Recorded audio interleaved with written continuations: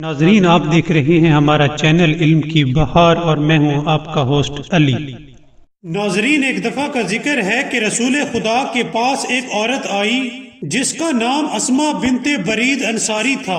اسما نے کہا کہ میرے ماں باپ آپ پر قربان، میں عورتوں کی طرف سے نمائندہ بن کر آپ کے پاس آئی ہوں، اور کہنے لگی کہ اے رسول خدا، عورتیں گھر کے اندر قید رہتی ہیں اور اپنے آپ کو مردوں کے آگے تسلیم خم کیے رہتی ہیں، ان کی خواہشات کو پورا کرتی ہیں، حاملہ ہو جاتی ہیں، اولاد کی پرورش کرتی ہیں اور گھر کے کام وغیرہ کرتی ہیں، لیکن مرد با جماعت نماز ادا کرتے ہیں، نماز جمعہ پر جاتے ہیں، مریضوں کی عیادت کرتے ہیں، نماز جنازہ میں شریک ہوتے ہیں، اور سب سے بڑی بات جہاد فی سبیل اللہ کر سکتے ہیں، لیکن عورتیں ان ساری چیزوں سے محروم ہیں۔ کیا ہمارے پاس بھی ایسا ثواب حاصل کرنے کا کوئی طریقہ ہے؟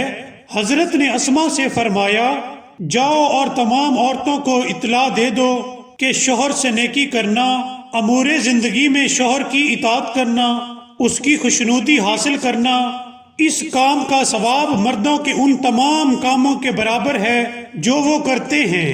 یعنی جو عورت شوہر کی اطاعت کرتی ہے اسے نماز با جماعت، نماز جمعہ، مریضوں کی عیادت، جنازے میں شرکت اور جہاد فی سبیل اللہ جتنا ثواب ملتا ہے۔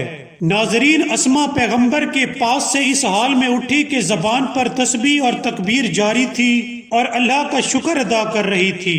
اس واقعے سے ہمیں سبق ملتا ہے کہ خواتین کو چاہیے کہ اپنے شوہروں کی اطاعت کریں۔ ناظرین، اگر آپ کو ہماری ویڈیو پسند آئی ہو تو سبسکرائب کرنا مت بھولیے گا۔ Thank you.